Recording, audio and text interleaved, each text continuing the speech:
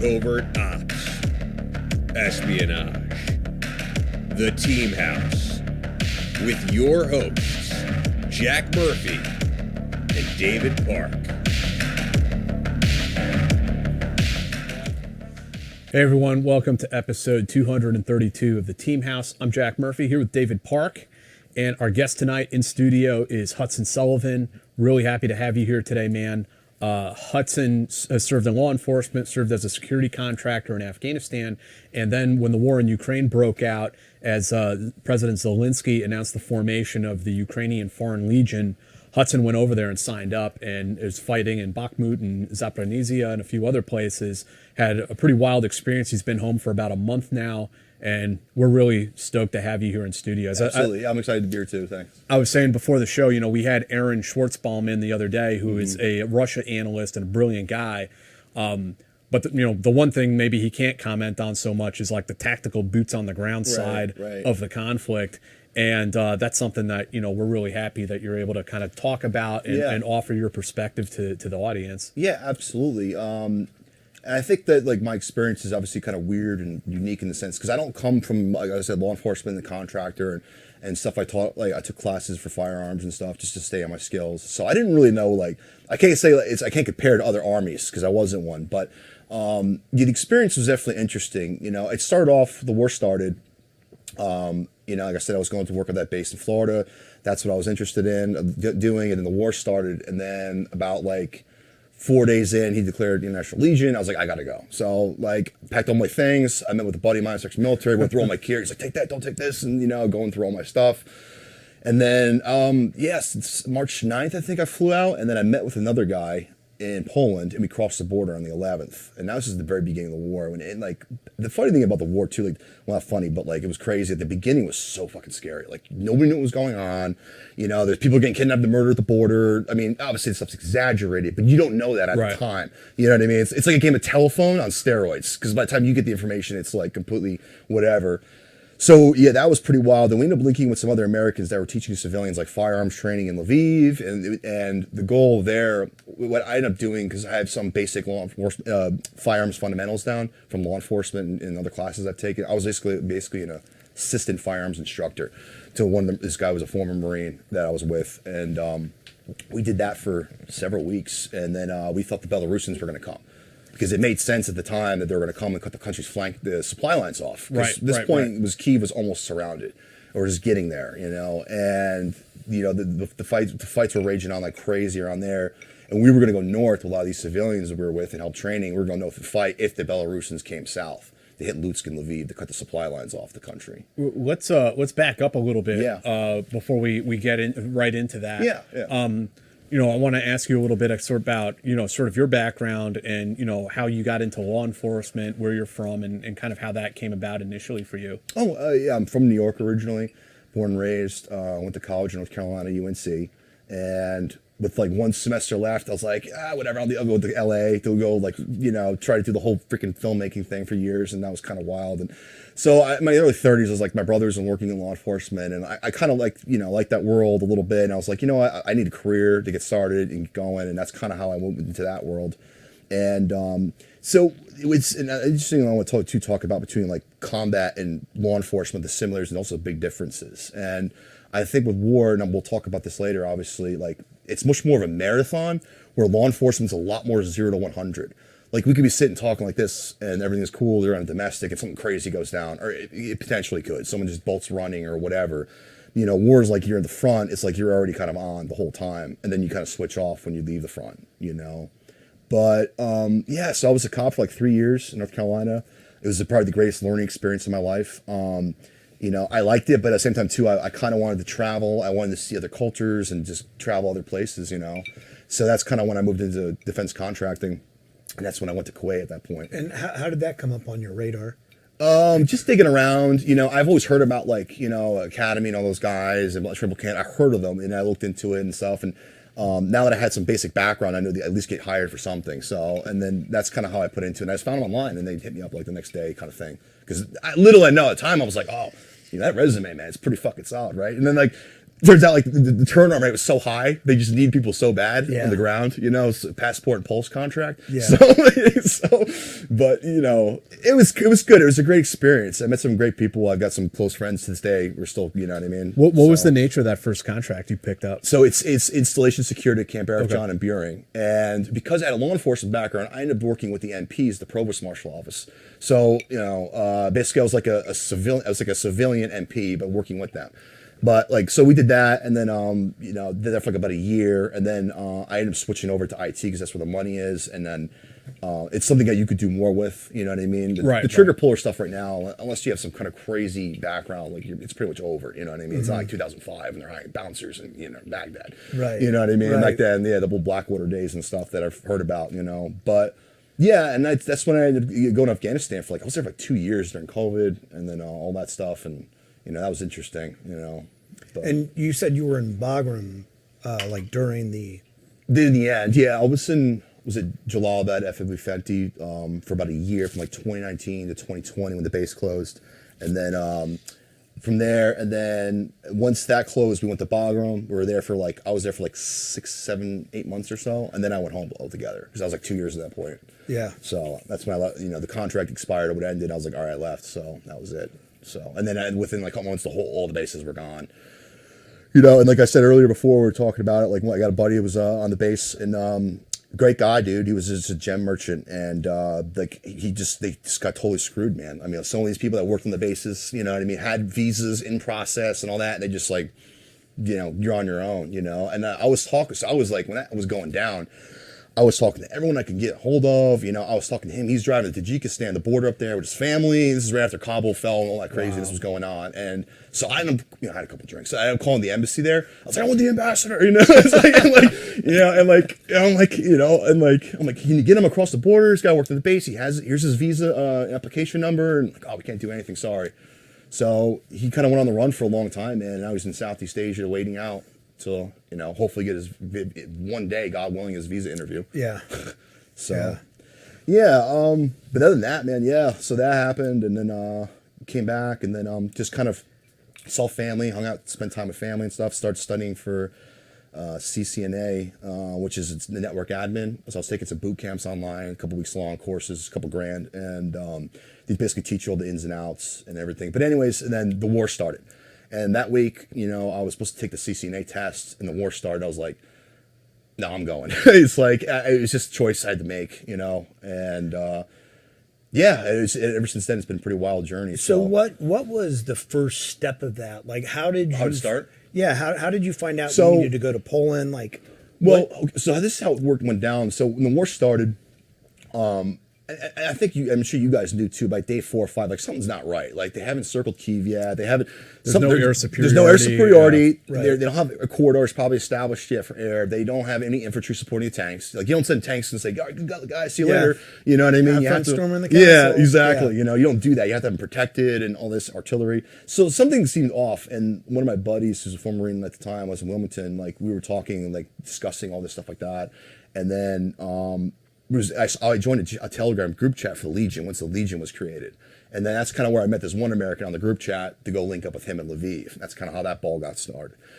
How did you even find a Telegram group chat? There was a link on some Facebook page. Yeah. At the very beginning. And it was it was just crazy. Go here. And it's hey, can you pick me up in Krakow? And it was just it was really crazy, man. All right, go fly here, go over to this country and then come here and we'll meet up with you. And so it was pretty wild. So it was just because it was so crazy in those early days, like I said earlier. Nobody knew what was going on, and it's where can I go? And guys were showing up. I heard in Kyiv out of Uber rides, give me a gun. It was nuts. Nobody knew what was going on. It's just Were there handlers at that time? Were there facilitators or a pipeline or anything like that? Not really. I mean, as far as the Legion, so when I got there, I was helping civilians. I was doing that firearms instructor as helping civilians. The Legion at the time, it was heard as being very extremely chaotic, as it would be. Any country that's going to start a Legion in the middle of a war while their bases are getting bombed, it's going to be a bit of a mess. So a lot of us, and we didn't know we didn't know a lot about the contracts and all this. So let's kind of wait. You know what I mean? A couple of us, me especially, I was I'm going to wait and figure that where to go from here. And then because the Legion sounded like it was a bit messed up, and then that missile strike happened in Yavoriv. I was there. That was a week into the when I was there. It was like March 20th or 23rd. Oh, on the base where all the yeah, foreigners all the were. foreigners were. I think they homed in on the SIM card. They got out. I think they homed in on the SIM cards, and that's when the Iskanders hit the buildings and killed like 50, 100. I don't know. I've had some friends that I met over time that were there when it happened. They said it was nuts. It was just chaos, and there were supposedly some guys that ran to the woods to Poland and never came back. So yeah, it's just like it was wild. So yeah, the Legion. It was just there's different stories going on and everything. And so I ended up doing that. But then a month into the war, Russia withdrew from Kyiv. They withdrew all their forces from major parts of major cities.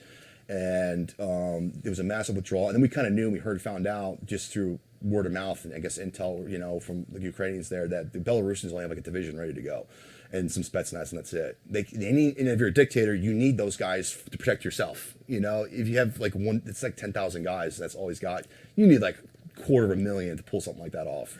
So you guys were initially thinking that Belarus was going to come in from. Yeah, that was originally the thought, which seemed really plausible because we thought it was really going to happen when the ambassador, I forget what his name was, from Belarus to Ukraine got withdrew and were recalled. The Russians did push south from Belarus, right? They did in the eastern part of Belarus, so where Chernobyl is. But then the you're talking about the concerns that the actual army of Belarus would get involved, right? In the or Russian forces with them, or more of them. But more west near the Polish border, because if they can cut the supply lines off at that time, right, that would be pretty devastating, because everything was being driven in, So and nobody really owned the sky, so you're not really flying stuff in. It was being driven at the time, So maybe now it's a little different, but yeah. So that was a big fear. But then once we realized that wasn't going to happen. I'm like, well, like, what am I doing here? I'm not going to sit in Lviv the whole war, like. And this elusive foreign legion. Yeah, the elusive foreign legion. Yeah, I mean, did you, like, how did you get closer to it? Is it a thing? Does it exist? Is there a Kaiser Sose? Like, what's going? No. So basically, real long story short, I ended up joining. It was a unit in the Ukrainian army with foreigners. Mm-hmm. So, like I said, at the time, that first month or two, everyone was kind of avoiding the Legion because a lot of guys were getting out. They're like, no, it's all messed up. Right. So we were kind of like, okay, well, let's wait, and like, at least that's what I thought at the time. And then, so I joined this unit that was under the Ukrainian army for a little while with foreigners. It was actually run by this great guy. He's from Scandinavia. He's an active duty, like, military captain from Scandinavia, and like his country's like, yeah, you can go, see you later. Like, imagine being U.S. military being like, see you guys later. I'm going to fight in this foreign war. Like, oh yeah, go be safe. It's like, so you're going to be a mercenary. Okay, yeah. Send us a postcard. Yeah, I know. So So he ended up. This is the right banking information, so we can keep sending your checks, right? Yeah. So so he was our company commander. He was great. He just knew his shit, And we had a lot of Finns. Those guys were solid, real professional, like all ex-military. And then it was a mix. Like we had like. Some guys were Americans. We called them the Russian speakers, but they were Israeli Ukrainians, Jewish Israeli Ukrainians. We call them the Russian speakers. They spoke Russian, so it stuck, for whatever reason.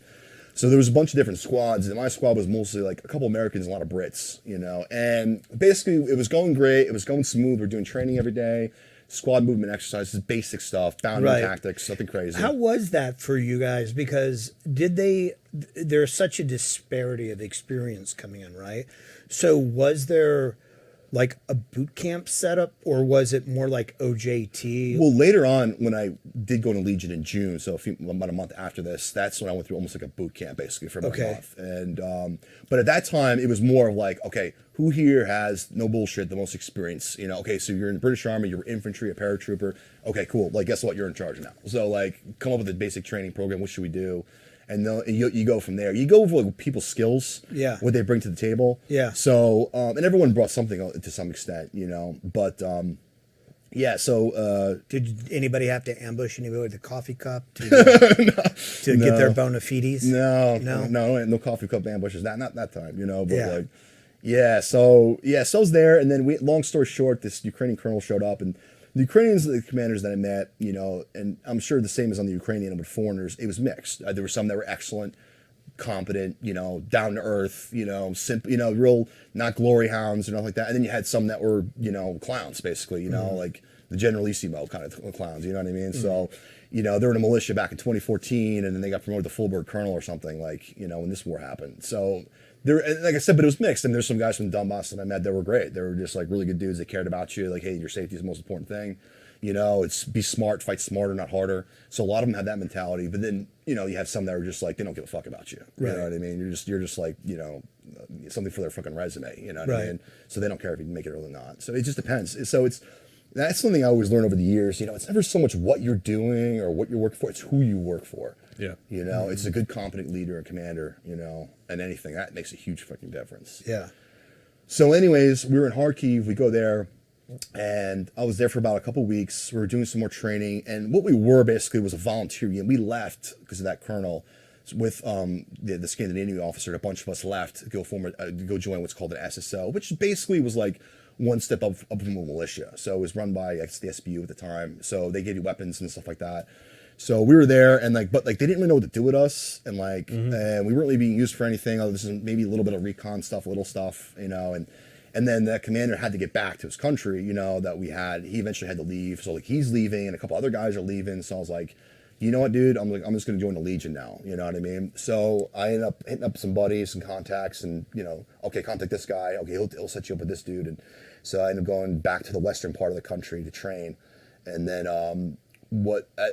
so the way it worked was like there was basically like battalion. So you had the 3 battalions at the time. And then we didn't know this till later, but also squadron. So that's what ended up, when I was there, we had training from this American U.S. Army sergeant, good guy, a little crazy, like maybe too many IEDs in Iraq. Someone said like, dude, this guy's got brain damage, dude. But like, he was a good dude, but he knew his shit. Like, I'll give him that. Like, bit of a bullshitter and stuff like that. But when we were doing CQB training, it was like, because some of the guys were mostly former Marines, and we had some other guys from other different countries who were ex-military in this unit that we were training with and or training for. And we'd be like, oh, what about mission planning and METTC and all that stuff like that? And he's like, no, your mission planning's go that way. Well, what's over there? I don't know, figure it out. That's your mission planning, you know, so get used to that. So we would train in this mock city, and actually it was literally blown up because the Iskanders hit there too. So it was like really real as you can get. So we were just doing like just insane CQB, like just going through buildings, like you'd be like sniper, you know, and then something would happen, and like running through simulations and stuff like that. And we did a lot of that, and I think that really prepared me later for Bakhmut. Really, at least me. I don't know. That was for the other guys too. How did things like ranks shake out? Like ranks are more informal. They're more informal? Yeah, it's more formal. It's not gonna be like, you know, standard U.S. military or where it's like, you know, tension. You know, it's not. It's more informal. We would have, well, when I was with that unit in with those foreigners under the Ukrainian army, that we had formations and stuff, but it wasn't very formal though. It was more laid back, and you know, it was a little bit different. I've heard guys that were ex-military say like there was like the cool version of the military they never had. Like you just like it's more, you know, like you go to the range, shoot some rounds, shoot some AT4s, you know, do some stuff, and then yeah, that's it. You know, compared to like bounding to go take a piss or something like that. You know what I mean? That's what they'd say. So, you know. But. And then with the International Legion, like how did people like pass the sniff test, right? I mean, a DD-214 or whatever isn't too hard to fabricate. No, this is where it gets interesting. So this, I would say, no bullshit, 20-30% of the guys out there completely full shit, like completely embellished, exaggerated. I don't mean like, you know, you're at a bar and you're joking around and like, oh, I did a 12-month deployment when it was 10 months. Okay, whatever, it's not the end of the world. But I mean, fabricating, saying, oh, I was this. One guy, he said he was a Green Beret. I met him in Lviv. It was weird. Like he just like it didn't make sense the stuff he would do, and like he said he switched groups, which I heard is extremely rare later on, like 7th to 10th group. He switched or something. I'm like, okay. I'm like, I don't know what that means, but like whatever. And someone's like, well, that doesn't make any sense. And then like, when one time they were at the range, I left. And then when he was at the range, I guess with the civilians, the AK system, because they had AK-74s, they gave him like the zero tool. It was like, all right, man, go zero these weapons for him. And he like didn't know how to do it.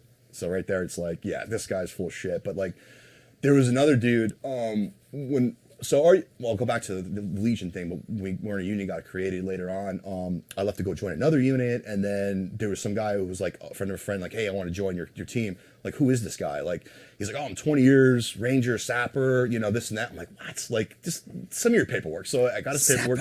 Yeah, Sapper, Ranger from 20, I'm like, 20 years? Be like a Sergeant Major of the Army or something? Like, even I knew that. I was like, that doesn't make any sense.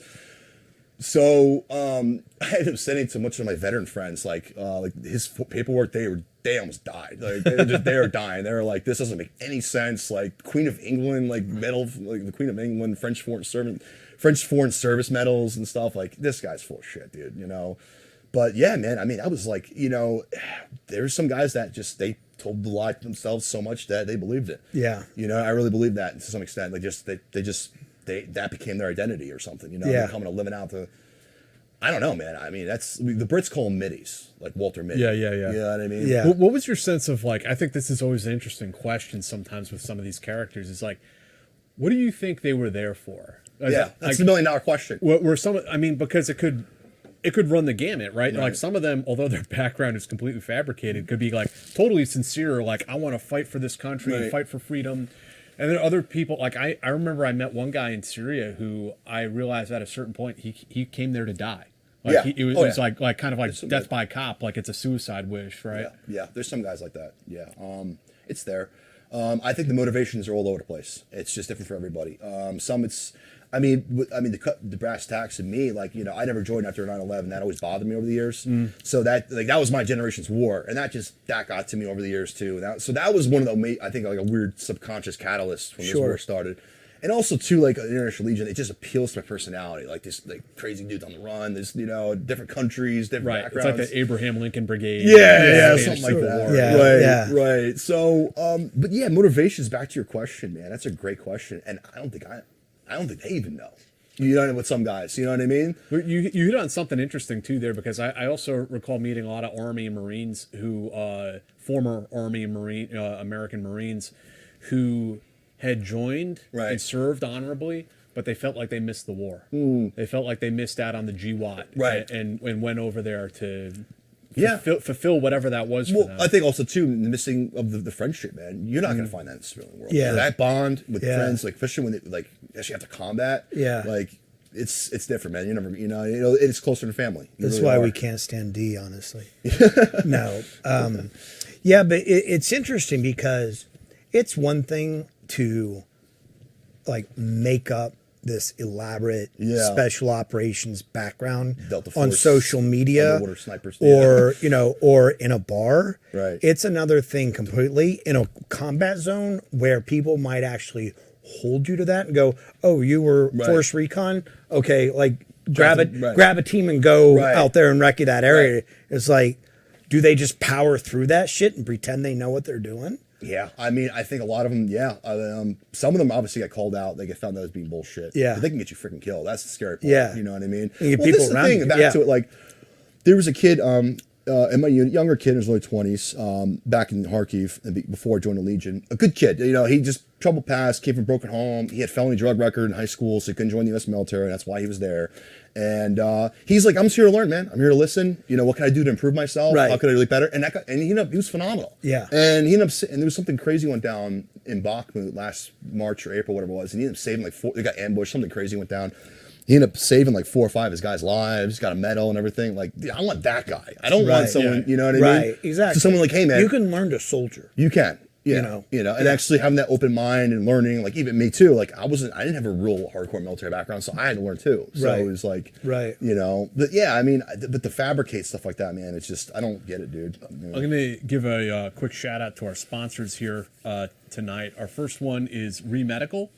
Ree Medical, you know, we all know that it can be really difficult to get an accurate disability rating and proper benefits despite your best efforts and multiple doctor's visits, you know, when you go to Veterans Affairs. Connecting new or worsening disabilities to your service just adds to the frustration.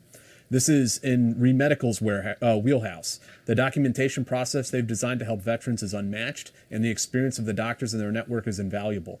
Now, every case is different, and Ree Medical can't guarantee that VA is going to decide one way or the other, but 95% of their clients reported receiving a disability rating of 70% or higher.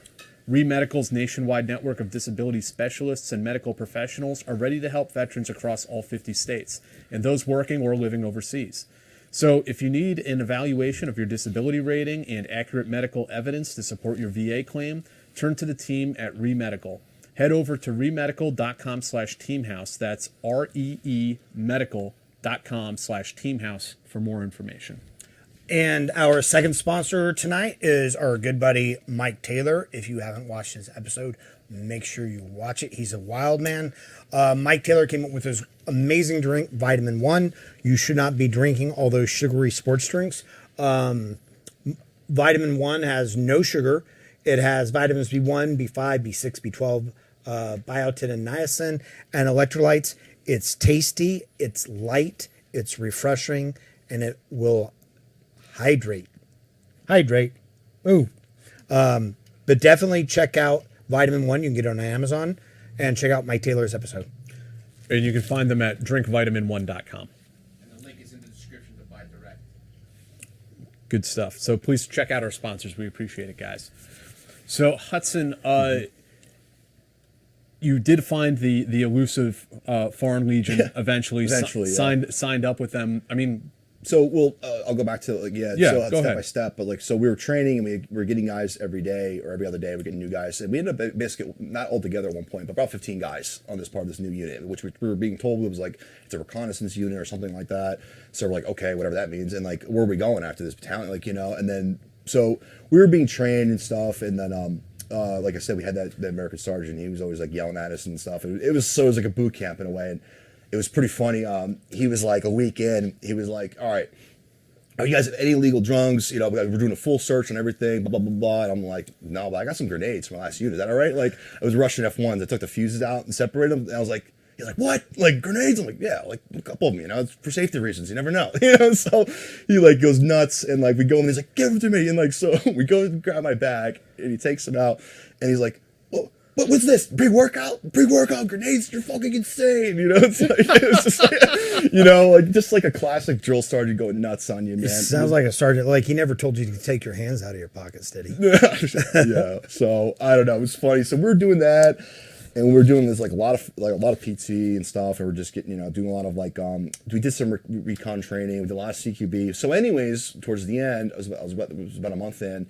We had a Ukrainian commander coming in with an American. And he'd been there fighting for a while.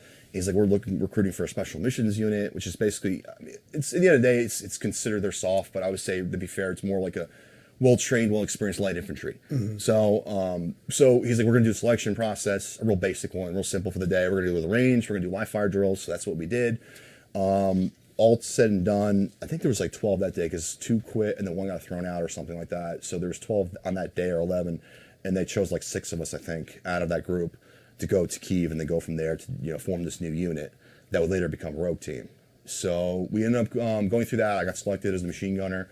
I love the PCAM. I think it's a beast. It's just like a giant upside down AK. So it's just such a violent weapon, man. I love it. So I was the machine gunner basically for the unit, and then we were in Kyiv for a while. Paperwork, just running around, getting stuff. We were living in we were actually staying in this place where a lot of the Georgians were staying. Then we ended up moving and just kind of getting our own apartment for the team. So we were also recruiting new guys. Like, hey, I know this guy from this unit. He's solid. Bring him in. Like, okay, cool. And like that's how a lot of that happened. It was really a lot of. I mean, you go back maybe earlier. Like, how do you? A lot of it's word of mouth, man. Mm-hmm. A lot of it was like, hey, I know this guy. He's solid, and I've dealt with him before, or I know him from, in Syria or something like that, or Iraq or a Peshmerga guy or something like that. So that's how a lot of it was in general. Not some, but yeah. So from there, then we end up going down to Zaporizhia, and we were at the time. So this is all open source. It's been in the news multiple times, but. We were basically part of this mission to assault the nuclear power plant down there, to actually do a river crossing across the Dnipro and do a full-blown like Normandy-style fucking invasion and push into the city and take the reactor back. So I was like, okay. So I'm like, well, this seems pretty freaking crazy, but crazier stuff that's been done in history. So like, I don't know. There's something about it like, okay, this sounds like we could probably pull something like this off, possibly, because if we have a surprise. That's how I was thinking at the time. And so we were doing a lot of training, boat training, and then we actually go there they gave me the second wave, and we go there, I think it was like September 1st, the first attempt, and we got there. We never actually got in the boats. We just stayed on the land because the first wave got pushed back, or some of them withdrew, and some of them got like really messed up and fucking all killed, basically.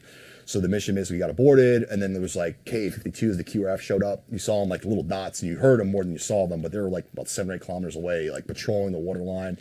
So you'd see the reactor out in the distance and the haze and all that. So yeah, so it was like, okay, now what? So we had to wait. Finally, we ended up, getting a vehicle to come pick us up because they forgot about us. Like another team left, and then they forgot about us. So then they had to come back and get us. So after that, I was like, we had problems. The Ukrainian commander we had was like a Spetsnaz guy, and he was great. I mean, as a soldier, like this is like I told him to his face, and I pulled him aside after all this stuff, and I all of us started to see red flags. Like we were doing a lot of training, firearms training, and he'd be like, "Oh yeah, shoot this AT-4!" Like with people behind him, like no, like backblast, you're gonna kill somebody, Like he didn't. He just like something. He was a classic. I heard a classic second lieutenant. Like doesn't know. He's a PT stud and a great shot, but doesn't know what he's doing. Doesn't have emotional maturity. That I mean, even at my age, at that age, I know what the hell I was doing. You know what I mean? So like in my 20s, so I pulled him aside and I was like, "Look, man, I think you're a competent, great soldier and a good dude, but like you're not ready for leadership yet, man. It's something personal. I was being honest, a heart to heart with him. I was like, I'm out of here. I'm gonna leave. I'm gonna go join another. So basically, myself and another guy left to go form another unit like that on our own. So, very long story short, we ended up. That was mostly Scandinavians, like Swedes, a couple Finns or whatever, from Danish, and there was a bunch of different mix of Europeans mostly in that squad. And we ended up joining a unit down in Mykolaiv in Kherson, Ukrainian unit. It was called the 131 Reconnaissance, and those guys were solid. I actually really liked them a lot. And so we were with them, and that was actually like other than the Zaporizhzhia nuclear power plant and Hodar. That was really the first time I was at the front. Was in probably October, and what it was so we were part of this unit, this reconnaissance unit. We had to go out to the front one day because a bunch of Russians got cut off. They got surrounded, and most of them fled, but some were still behind our lines. So they were trying to get out, so we got to find them. So like a classic, I guess, search and destroy or seek and destroy, whatever you call it. So that's when I first got to like the front the first time. And we ended up going through the woods and some areas, and it was all day looking for them, and we linked up with other Ukrainians, and at that point we realized they're probably long gone by now. But like the best way to describe like the front, my personal experience, there's a lot of movies about war and stuff, and this movie in the 80s, it's called classic, a little dumb, but it's a fun movie, Red Dawn. Mm-hmm. But there's a scene in the middle of the movie when they go to the front. Remember when the older commander, that pilot was shot down, I'll take you to the front, and they actually go there. That's exactly what it was like a random tank, random jet, random indirect artillery. You hear the patter of gunfire in the distance, then it would stop, and then there'd be another tank shooting. It was like so weird and random, like kinetic but static. Mm-hmm. Does that make sense? You know? So that's kind of what it was like. And after that, then we did, what did we do after that one? We did something else too. And then I think another mission or something like that. We're doing something similar to that again. And then I forget, my mind escapes me. But anyway, something similar. And then we were actually getting ready to push on to Kherson, because the HIMARS really started to kick in, I think, around that time, and they were really, really screwing up the Russian supply lines and their ability to supply over the Dnipro from Kherson region, Mykolaiv, and all that area. It's like 30,000 Russians there, and they couldn't really supply them if the two bridges it was one or two bridges at that point were destroyed, they'd be screwed. So the front collapsed. They ended up withdrawing the whole entire area. So we ended up going to Kherson. I was there like the day after the first guys got there, and people were just going nuts. They're screaming and crying, and it was like Paris 1944. It was wild. So yeah, I was just running up to you, grabbing you. It was crazy. So we were there about a day or so, and then we went back to our unit, went back to Mykolaiv, and then the units start coming in and all the the weaponry and stuff like that. Actually, it was when we were going down there, because the Russians abandoned everything so much. I swear, I wish I took a video or a picture of it. I saw a Lada, the old Soviet car, the old Ladas. A Lada, yeah. I saw one, this guy with a big grin on his freaking face, driving down the road with a freaking ZSU-23 gun in the back. He's like, "Hey, guys doing?" It's like, he was so happy, man. He had a big AA gun. He was taking it home. It's like this. Just like a civilian drive. Oh, yeah. A civilian car, just taking an AA gun, went home, just taking it for, Just out of curiosity, for people who are currently in the U.S. military, right. How does one, if you don't like the unit you're in, how does one go about leaving their unit and going and starting their own? I don't think many people could do that. No, I know you can't. But how did you do that? Like how you and another guy just go, yeah, hey, well, let's just start a unit. Yeah. And get the Ukrainians to sign off on it. Yeah, that's what we did. We just we figured it out. We got some guys hey, I know a guy who knows a guy. It's almost like networking or something. It's just like, hey, talk to this guy, and okay, cool. Well, hey, I'll sponsor you. We got a unit down here. Go here to do paperwork, blah blah blah, and that's kind of how it works. It's just it's kind of like a buyer's market, that kind of contracting world, So yeah, that's kind of what we tried to do. And then due to bureaucratic stuff, it kind of fell apart because some of those got on contract. Some were like kind of on contract, but not. And then others were still waiting. And then we were trying to form one team, and like we were different units, and it kind of turned into like a bureaucratic clusterfuck, unfortunately, in the end. So, and after Hershon fell, the unit I was with, those guys, they were just going to stay on Dnipro, just sit in trenches, get artied all day. I was like, and a lot of the guys were like, no, dude, it's not what we're here to do. And so we left and parted ways. And even though I really liked the Ukrainian commanders, were really cool dudes, and I got along with them really well. And some of them died recently, but yeah, so I don't know. So we left, and I went back to my old unit, the original one I left, because the team voted the commander out, and he was gone. So they got a new commander. Yeah, Peer reviewed. Yeah, voted off the island. Yeah. yeah. It's like Survivor. They get voted off. So it's like that's what happened, and we had a new commander, and he was really cool. I liked him for the most. It wasn't perfect, but he was good. He was older. He was more mature. He was a captain. You know what I mean? So he was just like in his late 20s, early 30s. Just down to earth. You know, not a glory hound. Like not trying to prove himself and all that stuff. So we ended up linking up there, and then while I was down there, Hershon coming back around that same time. So a bunch of the guys in the team either got kicked out because they were shitbags, or like some guys went home and they were going to come back. So we need to recruit more guys. So they went to one of the bases, got a bunch of foreigners, like 20 or 30 of them. They did like a couple. I wasn't there for it, but I think it was like a couple days selection process. Like one was the first day was like a PT test, and then it was like interviews, get the feel of the personality. And then they did another thing where it was like shooting NPT. So you'd shoot, go run a mile or something or a kilometer, come back, shoot, run 2 kilometers, shoot, run 3 kilometers, shoot. You go back and forth. And I think out of like a 30 or 25 or whatever it was, they took like 6 of them or 7, I forget. But they were solid. They were great guys. One was former 75th dude, really great dude. And then some guys from South America, Europe, Portugal, So it was a good mixture of guys. One guy was a French sniper. He was solid, great guy. So that was our team that we ended up ultimately going to Bakhmut with in the end of December of 2022. And what was the situation in Bakhmut at that time? So at that time, Bakhmut, at that time that's when the city fighting, when we got there, was really starting to kick off, because prior to that it was mostly trenches and surrounding areas. It was mostly trench battles and fighting in the woods kind of stuff. Like I think like September, October, November.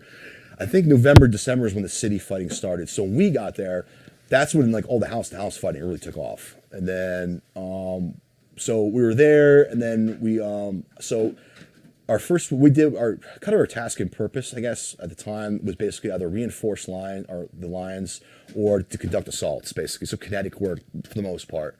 And the first one we had, this is the first time I used NVGs, and I fell on my ass like crazy, because this first time I ever used, guys were like, oh, you got to train with them, and it's like, that was the first time I ever used them on a combat mission in Bakhmut at night, like it was just nuts. Yeah. And It takes a while, doesn't it? It's like to get the depth perception. Yeah, it was weird, like because my brain was like, it was just like I couldn't comprehend it. It was almost like it's like scuba diving or something at first. Yeah. But then once you get used to it, and then I realized you had to memorize the ground in front of you. You don't look down, you don't look straight, you look kind of in between. You memorize the ground, that way you know what to step over. I'd still fall, but that's how you did it. Yeah. Because in the cities too, like urban warfare, dude, there's crap everywhere. There's telephone wires, there's bricks, there's craters. It's just there's stuff everywhere. Yeah. It's like going through a hoarder's house or something. And just like there's just crap everywhere. So especially at night walking. Oh yeah, a couple times I fell, but so we go to reinforce the line one night. We took one of our snipers out. We had 2. So they were doing a lot of. It was very loose the way the squad worked, the team.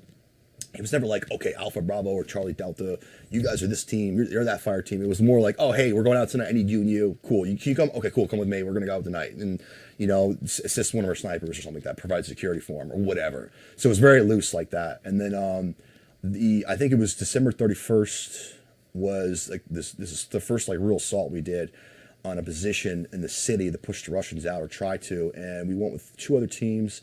We were the far left flank, they were the center, and there was another one on the right of them. So we all push up, line of departure, same time together. So we originally met with the Ukrainians, and then we pushed through the no man's land. Because usually it's not like you're not literally next door so much. It's usually like there's some kind of no man's land in between you guys. So we ended up pushing through, and we made it, and we all push in, and then we push up to this small house, and there's 2 houses. There's like a house and a blown up one next to it, and then a shed. And those guys went in. We heard gunfire, and then like someone threw a grenade, like moved through that, and then we moved back, and then there's like confusion because like, wait, who's over there? We couldn't get them on the radio, and all of a sudden there was an explosion in the house behind us. Like, who the fuck threw that? Like, again, a hand grenade or somebody shot or probably a 40 mic or something into it. So it was probably a Russian actually that saw us and they shot into us. And then I remember like just grenades getting thrown back and forth. Our commander threw one over this shed. And then I think at some point, I forget when exactly. So I was to the left of the house overwatching the road to our side with the PKM. And then one of our guys saw someone pop out of the window and he had his weapon up and he said, because at the time we had a challenge and password and he gave him the challenge and the guy wasn't saying anything. He raised his weapon. He didn't see any tape. That's when he's like, so they kind of opened fire at the same time. He went down to his knee and the rounds just missed his freaking head and that guy's still alive. And there's about, he doesn't know if he got him or not, but like there was dust kicked it up. That guy went down, and then we were like, okay, we got to get out of here, man. We can't see anything. We got to pull back. And then I think at that point we saw the other teams pulling back, so we moved back to another house. You know, stay there for a little bit. We fired some rockets or an a law. One of the guys shot a law. We're shooting at some of the areas, and then we went back, and it was kind of like an accordion, like going back and forth a little bit.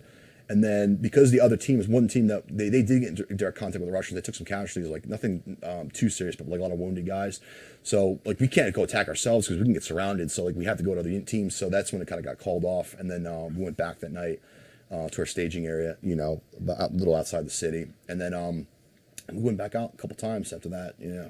With the Ukrainian, you know, their conventional military, I assume their militias are kind of gone by this point in time. But with their military and then these international forces and these different units, how was it difficult for you guys to do battle space deconfliction? Was it difficult? Like, were you ever worried that the Ukrainians might fire you up because they didn't know who you were? Blue and blue was a big problem out there, man. I mean, that was just miscommunication. That was why, like, you know, like, this was one thing, like, in law enforcement, I got just beaten into my head. That was really good, was like, always assess your target. Don't just pull the freaking trigger. Like, you know, assess what you have. Even if it means you're going to delay a half an extra second, that can probably even get you killed, unfortunately. But get your target right and know what you're shooting at. Or a general avenue of approach where they're coming from, let's say. So that was a big thing. That's why we always wore tape, even though it defeated the purpose of, you know, camouflage uniforms. But we just kind of had to do it. You know what I mean? So our own guys wouldn't shoot you by accident. So when we were doing that assault, I think when we were approaching. We haven't got to the Ukrainian lines yet. We're in the city. We're pushing through. We're kind of just marching down, rucking down, and then we're going to turn and go further into the staging area for that attack. And like someone shot at us. Like, what the fuck was that? You know, it's like you saw a round fly overhead. Like, who's that? Like, I don't know. Somebody shot at us. It was probably maybe an Ukrainian. Like, you know, a couple hundred meters away, saw a movement and just shot. You know? I mean, fog of war is a very real thing. Yeah, big time. You know? It's a big problem there. You know, I'm sure too on the Russian side. You know, there's something. I'm sure they've smoked their own guys by accident multiple times. You know. Yeah. So, but did you have did you guys have a sense of any strategic plan at that point in time, or were you just kind of like, we're soldiers, we go where we're told and do what we're told to do? Yeah. So regards to strategy, man, like I think well, I'll get to the team in a second, but like as far as what's going on with the war, and we'll talk about the big picture for maybe a minute. So Dr. Stephen Kotkin is probably the most foremost expert on Russia in America. Like he's a professor at I think he's at Stanford or Yale or something. What's his name? Dr. Stephen Kotkin. Kotkin, yeah, he's a really fascinating guy, and he said that he made a really interesting assessment of the war and said that the war and why it doesn't really make sense, or it's kind of doesn't at first for anyone who has a military or studies military history, it doesn't make sense. He's like, because it wasn't an invasion, it was a coup that turned into an invasion, like in '79 in Afghanistan. The big difference between then and now was that when the leader, the general secretary of the Communist Party in Afghanistan in '79, they got him, you know, in his mansion, killed him. Well, here they couldn't get Zelensky, and they're probably going to replace him with Viktor Yanukovych. That was the main goal, because Putin wasn't. Because I like to tell people this, like, you know, we're not dealing with some kind of fanatical ideologue like Hitler. We're dealing with someone thinking like von Clausewitz. You know, this war is something out of the Napoleonic Wars. It's about territory, strategic depth. So. That's what I think he was going for. You know, I could be wrong, whatever, but like I think that's, you know, my 2 cents, and especially Dr. Stephen Kotkin's 2 cents of what happened. And then because that failed, and then they had and they committed so many forces, lost so many weapons, they had to pull back. The whole thing was a mess. They had to reorganize all their guys, and they kind of moved the goalposts. They're like, oh, we just want Donbass, and that's it. We just want a buffer zone or something like that. And so even though their main objective was a failure. So now they're just trying to hold on to territory, but I don't know how much longer they can do that for. Maybe a while, but sooner or later, it's, you know, who knows what will happen. But as far as the team goes, like to your question, like, no, it was more like, where are we going? What's the, you know, what's the game plan? What are we going to be doing? If we're going, we're going out. When are we going out? 24 hours, 48 hours from now, kind of thing. So that was really the big thing. It wasn't so much like, you weren't thinking really operational, strategic level. What I mean, really, it was more tactical stuff. Like, you know what I mean? Like, how do we get in? How do we get out? Egress, all that stuff. I was going to say, like, as we were going up and kind of probing the wire and pushing forward, I mean, were there like follow-on units that had you taken territory, had you got broken through, where that would come up behind you? After that attack, there was a lot of like leapfrog stuff that they do. Like after that attack, we waited, and then there was another Ukrainian infantry. They're pretty high. They were pretty up to speed. They looked pretty good. And they came right up, and they basically replaced us to reinforce the area, or maybe conduct another assault. So at nighttime, so we had NVGs, and they were really good. But the thing about this war in particular, like, you can't use your IR lights. You can't. Even D-balls are dangerous because you just give away your position because the enemy has usually some kind of night optics. But even then, they freaking love illumination flares, man. They use them like crazy, like just nonstop at night. Just because it illuminates everything, and it's almost like a simple World War I, World War II tactic, and it works. Yeah. You know what I mean? Even if you have MGs, well, it doesn't really matter. It's like daylight for 5 minutes, Right. You can see everything. So, yeah, and then, so in the middle of the month, we were, then at that point, we went to this place, I think it was called, we called it Vla's gas station, or Vla's, it used to be like a tire repair shop with some smaller buildings next to it, and it kind of formed this L shape, overlooking a roadway that went down for about 500 meters, then went up another 500 or so, maybe a kilometer up. So about a kilometer and a half to the peak of the hill next to us. To our due east it was like we had next to that building like a big mound, like a burn, a bit of a depression, like an open area, then another big burn. And across, it was almost kind of flat, and then it would drop down because there was a road right there. That was the road that connected down and went up. So it was straight and then down and then another hill across from you, and that's when the Russian lines were about 400 meters away in the wood line. So when we first got to this position, it was really quiet at night, the first night. And then I remember the northern, about a kilometer, 2 kilometers north, it was World War III. And, flares, explosions, gunfire, everything. And then a couple kilometers to our south, that was that other team where Navy SEAL Dan died. They were conducting assault that night. He didn't die instantly. I think he died a week later. Like I said, I never knew the guy personally, but I met him once or twice. Nice guy. But anyways, they were conducting some kind of assault. A bunch of them got wounded pretty bad, banged up pretty bad. And then a couple of guys got killed. And then I just remember hearing it. It was like dishkas going off. It was just explosions. But our area was quiet. I'm like, oh. So you're just waiting for something, but it never did that night. And then we go back the next night. We went back to our staging area, got some sleep, chow and sleep, 12-hour sleep or 8 hours. And we came back. And then we were there that night. And then when we approached there, we were actually in an armored vehicle. Someone was shooting at us. And when we got to that position again, because it was now nighttime, getting to nighttime, I saw tracer flares coming from this machine gun about 400 meters, 500 meters. So that burn, or the L shape I was talking about earlier, so if I'm looking across due east and then northeast, it was like northeast about 500 meters. And they dug a trench during the day or at night at some point. And they had a machine gunner, probably a guy with a dragon off, because they love to have their snipers next to their machine gunners. And then maybe another guy. So there's 3 of them. We see them through a thermal. And, well, anyways, with the tracer rounds, I call him the radio. I'm like, dude, bring the snipers up here, And we had the French sniper come up, great guy, and he had a 308, and he had a thermal optic, and he had his whatever magnification it was, the Treasure Con or whatever it was. So we're sitting there, and he sees them, and finally he sees a machine gun shooting. He shoots him. That guy goes down, and then you could see the other 2 guys their heads moving back and forth from the thermal lens or whatever. We had a one eye, almost like a hunter for hunters or something like that. Mm-hmm. But NVGs, I couldn't see them. It was just too far away. But I would just see the outline of the hill above it. But where they were, I couldn't see. But you could see them with the thermals though. So we're waiting, and then the illumination flares start popping overhead. And they're trying to figure out where we're at.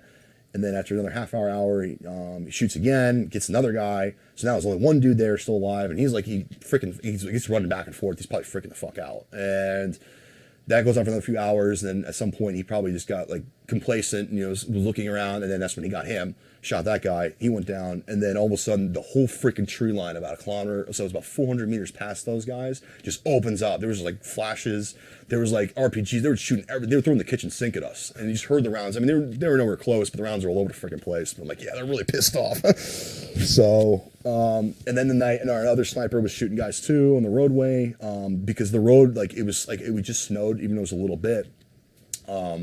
it gave it, even at daytime, you could definitely see them running across sometimes. And our sniper got a couple of them. But to talk about the Russian winter and the cold, man. So I joked about this with my team, my guys, like, my teammates and stuff. I was like, when we got there, it was like 40 degrees. It was like upstate New York weather. I'm like, oh, this is a joke. Where's that weather that stopped the Napoleon empires and kings? I'm like, oh, what a joke. 2 days later, it dropped like 30 freaking below zero or something or whatever it was. God. It just got so freaking cold. And even then, the Ukrainians like, oh, this is like summertime. Nah, you know, this 20 years ago was worse. I'm like, Jesus. And like, it was so freaking cold, man. And I ended up like losing the feeling in my feet for like 2 months after that. But like, eventually got them back, the feeling. But like, yeah, it was just a cold that went to your bones, dude. And we usually rotate every 2 hours. At night, we go into like a little area in that place, that building inside. It's completely shielded. There's no windows or nothing. So like we'd have little candles. They would have these little like, I forgot what they call them, but they were like, imagine like an empty can of like tin food that was emptied out and they put cardboard and wax in. Mm-hmm. So they formed this candle. We would use those to like cook meals or something like that. And we had MREs on us too, but we would do that. With almost like little sternos in a way. Yeah, like a little lantern kind of thing. Yeah, or lighter of some kind. Yeah, what you call them for camping or something. They had tons of those. With with sort of this older style, and I don't mean older as in antiquated, but it's a style that the U.S. hasn't seen for a while.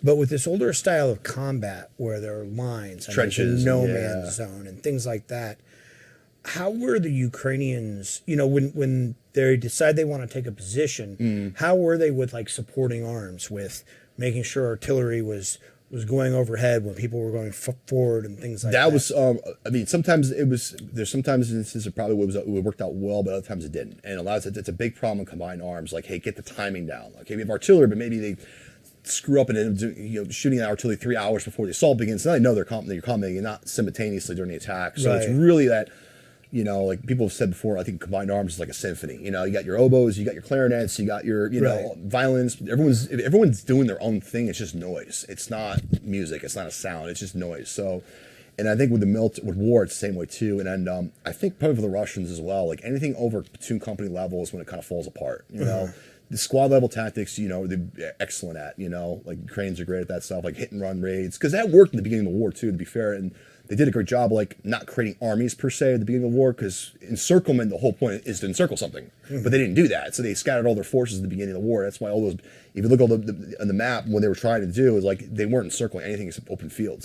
They weren't actually. And they were leaving like the lines behind them open. Right. Yeah. It was all just mess basically, and so I think anything over like company, battalion level becomes a lot more difficult at that point. I mean, it's hard for any army or any military. You know what I mean? Like it's definitely, you say it's an art, I guess, its own way. But like, I think as time goes on, and like I saw the Ukrainians, like I think they'll get better in the long run. At least I'm hopeful. I know Zelensky's been firing a lot of the commanders lately, which he should be. And I've told some of my friends this too. I think like the best comparison to make is like Ukraine specifically. They have the willpower to fight. Like this whole debate of sending money and weapons and all that. I'm like, dude, like I've been there for a year and a half in that war, fighting for about a year, and then living in this country for 6 months or whatever. On top of that, I'm like, Ukrainians, if not one more bullet or one more penny went into the country, they're going to fight with rocks. Like they're in this to the end. This is their home. This is their land. They have their willpower through the ceiling. So they got that down, and I think in the long run that that'll really make up for a lot of things. I think that But anyways, back to the comparison. It's like the Union Army, like 1862, 63 during the American Civil War. Like it hasn't got its sea legs yet. You don't have Grant necessarily running the show yet. It's like you had Burnsides and you had Irvin McDowell before him or McClellan. It was just a rotating door of commanders, and like they had the equipment and the gear, but they didn't really. The timing was off. Like Fredericksburg, when they were going to do this riverboat crossing. Oh, a great idea, but the problem is the boats took so long for them to get there. So the Confederates saw the Union soldiers sitting there for like days, so they knew they were coming. You know what I mean? Like these little details that become big things, Right. And I think that eventually Ukrainian army become, it may take years, but I think it'll become a formidable fighting force at some point. Yeah, and because you had mentioned before the show that like they're going. Russia's still using sort of that old Soviet model, and Ukraine obviously sort of had that, but they're learning more and more as they go. They're getting rid of sort of the entrenched old school commanders Yeah, because the Soviet battle doctrine stuff is like very top down, you know, and like mass and tempo, rolling echelon stuff. It's like it works for like Rommel, you know what I mean? But if your commander's incompetent or he's a flunky, which is a lot of them are, it all falls apart. And the officer does everything. There's no NCOs, But now at this point in the game, in the war, like it's. You have a lot of guys with a lot of trigger time and experience now that have become those de facto NCOs, and maybe even some of them are commanders now. So I think that they definitely learned from some of their mistakes, and I think the Ukrainians are too, to some extent as well. But definitely the Russians are, at least tactically. I mean, it seems like with some of the guys who've done stuff and done work, like they know what they're doing. And right now it's a lot of trench stuff. I had a dude was part of a trench assault like about a month and a half ago. He was in a completely different team, different unit. And that's like some World War I shit, like stormtrooper tactics. Like you just show up, you just press maximum violence through firepower, get their heads down, and you frag out, throw grenades, jump into the trenches, and just start clearing them out. That's wild. I mean, that's crazy. Yeah. How are like the Ukrainian, sort of the old school Ukrainian officers? How are they when it comes to all these new foreigners coming in? A lot of foreigners with a lot of wartime, a lot of time in combat, or a lot of experience.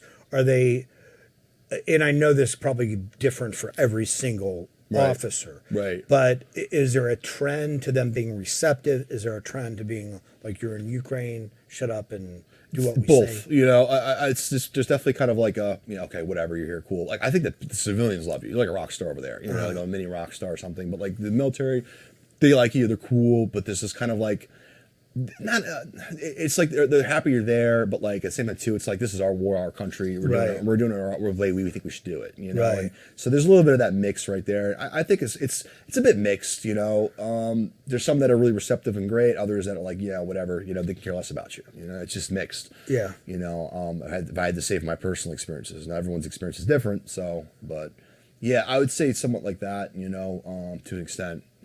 Yeah. You had told us a funny story before the show about Ukrainians or the Ukrainian forces going into a trench that the Russians had abandoned. So I was telling you earlier, like this is one thing about the corruption stuff, and like and some people theorize why you're not seeing T-80 tanks a lot and all that stuff because guys are just in the warehouses. They're taking all the wires out. They were selling them over the years, taking the optics out, selling on the black market for $6 or something. It's like, and the thermal optics and all that. But a Ukrainian friend of mine, like he said, one of his buddies was assaulted a trench. They took the trench. They were going through it. So after the Russians are either dead or gone or whatever, they start to go through some of the stuff, and they find like these crates of ammo in a little bunker or something like that. And like would Warsaw Pact, just like NATO, is usually a wooden crate and then some kind of metal seal. They have to use like a Gerber, rip it off with, And so they did that, and it was sealed, and they opened it up, and it was full of rocks and sand. So whoever had that in a warehouse before the war emptied it out, put rocks in it, resealed it, sold the ammo on the black sold market. the ammo on the black market. Yeah, and it was all gone. Yeah, so like I think there's a lot of that like stuff that disappears. Especially on the Russian side, like so much. Yeah, big time. Yeah. And corruption's been a pretty big problem too with the Ukrainians as well. But the SBUs, which is like their FBI, they've really been on it. Like there were some foreigners at the beginning of the war. Very long story short, he's a fucking piece of shit. But this French guy named Sharky or something, or Nisto, whatever, and he was like basically hoarding gear. There was part of a French team called Team Baguette. I don't know, whatever. Anyway, so they were like hoarding gear, RPGs, they're MVGs, and like so SBU eventually caught on to it, and they arrested them and everything else, and threw them out of the country. And so when they're on it, which is good, And like as far as all the donations coming to the country, I think like 80% got where it needed to go for the most part. Sometimes you get so much stuff you don't know what to do with it. Yeah. You know what I mean? Like where are we gonna put this stuff? You know what I mean, or whatever. So, but. Yeah, I don't know. So like, it just really depended. It was really, I don't know. The war changed a lot over the last year and a half. Now it's a little more static, and the $1 million question is gonna be what happens next. Right. So, I don't know if, like I said, with the whole thing with Prigozhin and Shoigu, their drama, and Shoigu wanting to get rid of him and his contracts, take over his contracts, probably in Africa because where the money is at. And in Southeast Asia or wherever else they're at. And then that started that feud, which they already hated each other. And that launched that whole coup attempt, basically, not so much overthrow Putin, but to get rid of Shoigu. That's what he was going after initially. But he said Putin may or may go too. But everyone's like, it was so fun when that happened. Everyone's like, oh, this is like 6D chess and all this. Like, no, this is legit. Like, because you're dealing with the mafia here, man. Yeah. It's like the mob. It's all about, like, you know, the Godfather who's in charge. You know, some colonel wants to be a general, and you know, there's no like it's just a different animal. You know, they see it differently because you can't get wealthy in that country unless you have power first. You can be a successful businessman right now, make $1 billion, and then someone, I think there's Dr. Stephen Cockett said it best, like, you know, Stephen Paulson made 500 million before he became Treasury Secretary. In Russia, you become Treasury Secretary, then you make 500 million. Right. You know what I mean? Like, it's like the structure is completely backwards compared to our own in a way. Right. You know what I mean? Right. And if that continues to go on, I mean, like I said, I've talked to some guys about this. And my theory is that whether it's tomorrow or a year or 2 years from now, if some other coup happens and it's messy, like no one knows what's going on, and Moscow is like, no, it's confusion, who's in charge, and if that were to drag on for like a week or two, I could see parts of the front almost like collapsing. I wouldn't be surprised, like in 1917 all over again. You know, like they're like, screw this, we're going home. You know what I mean? We don't know who's in charge. You know, any officers that get in the way, they'll probably just kill them. You know? Yeah. You know, but so you said that the Ukrainians have the will to fight. Was there any sense from either what you saw or Ukrainians that you've talked to, like Russians that they've come across and what their will is like? I mean, as far as like combat goes, so that well, I'll get into this story because this was like freaking Cowboys and Indians shit, like Alamo when we got attacked in that position, that gas station. Right. Yeah. So as far as to answer that question, like when they attacked, so basically it was into the next day, our sniper shot those guys, and then it was kind of quiet, and then there was a prisoner swap, and it was kind of quiet for a while, and then we were waiting to get relieved. It was around like 1 o'clock or 2 o'clock, and all of a sudden we hear gunfire. Like we were tired, we were all just chilling. There's a couple of Ukrainians keeping an eye up, you know, everything, and all of a sudden like gunfire 20 feet away. We're like, what the hell is that? So we're like, what's going on? And we're on the radios, like, are they on the wire? What's going on? So like, at some point we made a quick decision to link up with our commander go about 80 meters behind this building. There's 2 big houses. And then let's go there, let's link up with our Ukrainian commander, bring the rest of the team up because they were further south from our position, and figure out what the hell to go from there, which made sense at the time because we couldn't communicate with the Ukrainians. Now we were being under attack, but we didn't know that. So it's like, let's just go meet our commander, translate, and we'll go right back. And then we did that. We went back.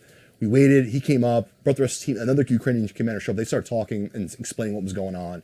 So then we went back and reinforced the whole position, our squad, about a dozen or so, give or take. And then that's when they came at us. Like, well, it was about a platoon-sized element, I think. And they weren't really doing any fire but support. It was no bounding. It was just, they were just human weight, just charging. Fixed bayonets. Yeah, they were just coming at shit. you.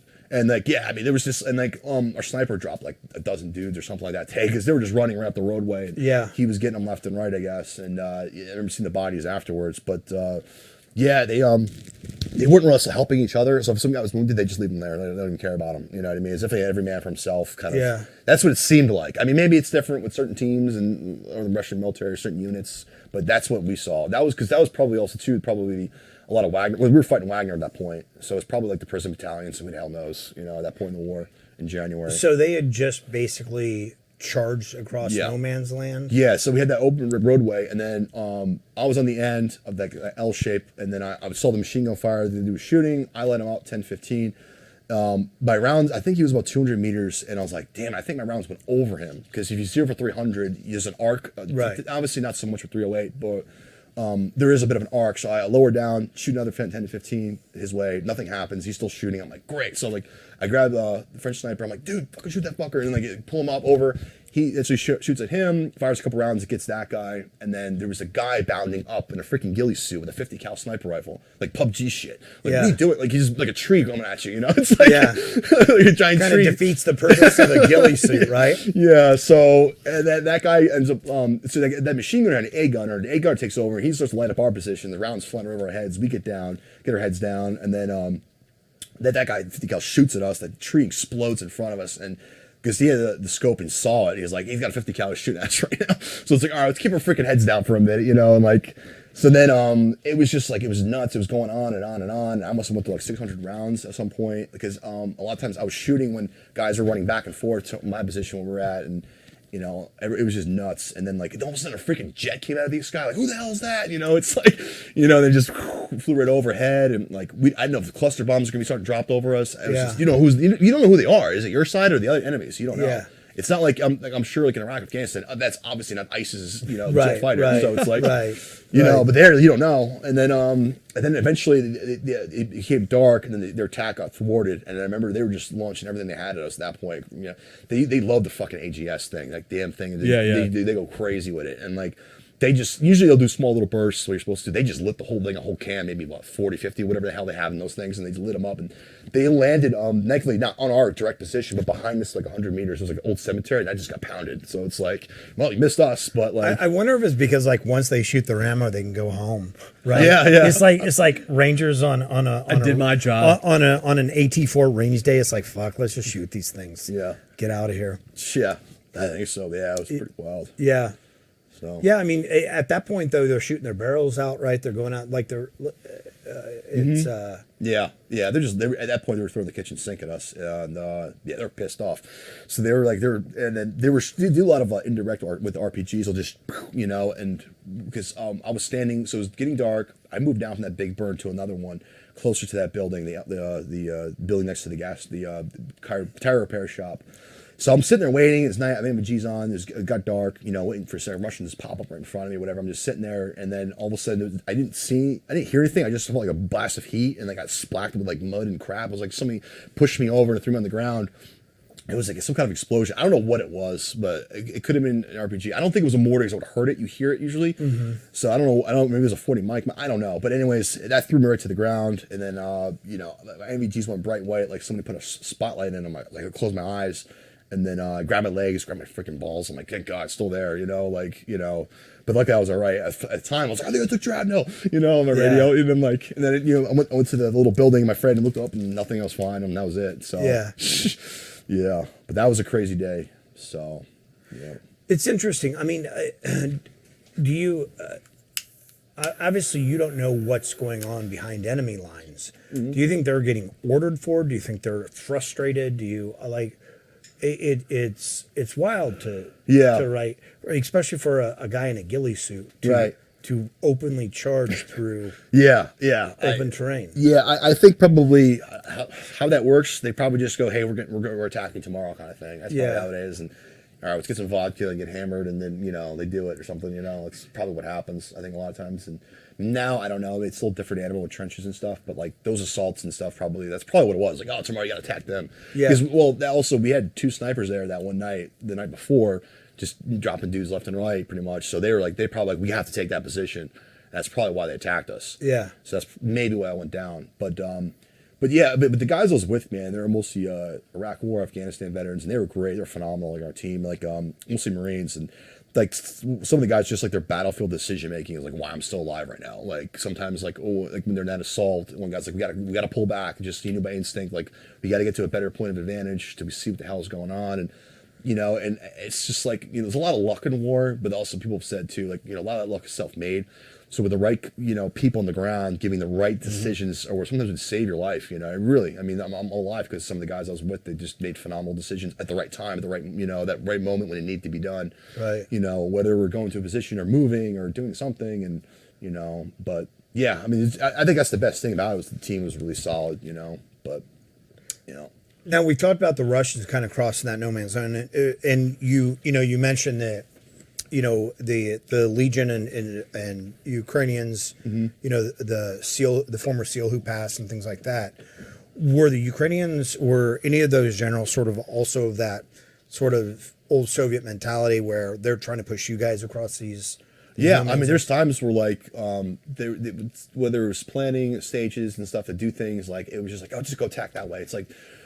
So in Zappo after Bakhmut, we were doing this thing. We were supposed to take a trench basically with the Ukrainian unit. It was like a platoon size, maybe company level assault. And it was us, our team, and another team of foreigners in squadron, I guess. And then we were with those guys, and we did a support by fire maneuver. That went fine. And then, but it was just a mess. And after that, and like, very long story short, the commander was like, yeah, just go attack the position. Like, we're gonna get freaking killed with a machine gun nest. What do you want us to do? You know what I mean? Like a lot of time they still have, I think there's a little bit of that old school Soviet tactics, just keep going. Right. And just, you're eventually going to get the ground, you know? Right. Because I was watching this like one documentary one time about the Soviet battle doctrine or World War II era, why they took so many casualties. And one of the reasons is like not proper mission planning, just launching assaults, There's The a little human bit wave type of a idea. little bit of that. Yeah, there's a little bit of that, which made sense at that time, because you didn't have guys that were trained. It was just we had the numbers. It made sense. You know what I mean? So Right. it's not out of like left field. There's usually a reason for it. Right. What make people fight. And I think this is my weird theory, and I'm probably wrong, but like, I think the reason why you see countries like Russia or Eastern Hemisphere, like old school countries that have like dictators and stuff, where they have this mentality, almost like that medieval mentality of like, I'm the commander, I'm in charge, you just walk this way. I mean, a pikeman didn't have to call in an airstrike. Right. You know what I Right. mean? You Right. stayed in formation, that was it. It wasn't Right. rocket science. Right. So your commanders really led from the front, and they had that old school top down mentality, which made sense at the time because you kind of had to. And I'm sure they had their version of NCOs like in ancient Greece and stuff, but but they still have that mentality, and it doesn't really work in modern warfare. It's just you have to have a bottom up approach. You really do. You need like NCOs. You got to have people making right decisions. Assessing the ground. I think it makes more sense in modern warfare because you have so much more firepower. There's more you can do. But that communication coordination, which is funny because my friend was always one of my teammates always bust my balls about me saying it all the time. But that was really the big problem.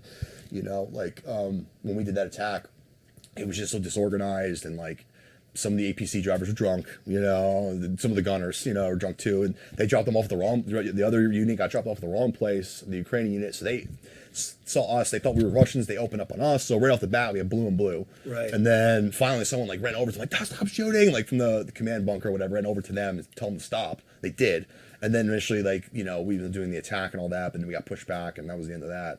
So it's just like getting that down. I don't know. It's going to take time, I don't know, Has there been a sense of Ukrainians either holding you guys back because they don't want the international attention on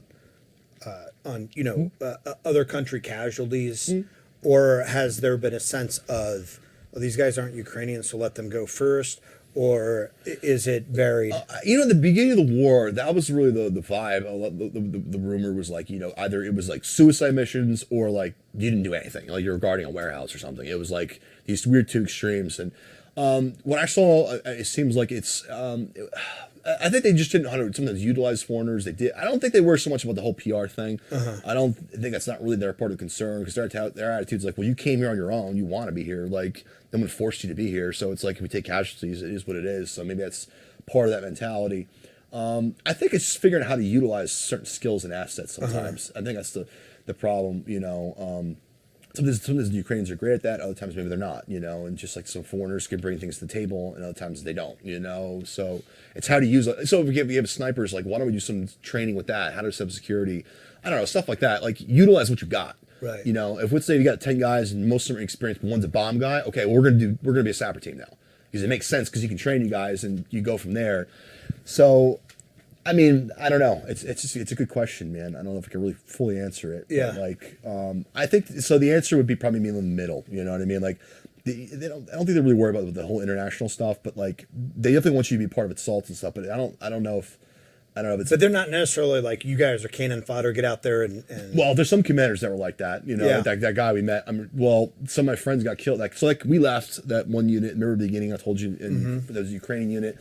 That commander was terrible. Got some of my friends killed.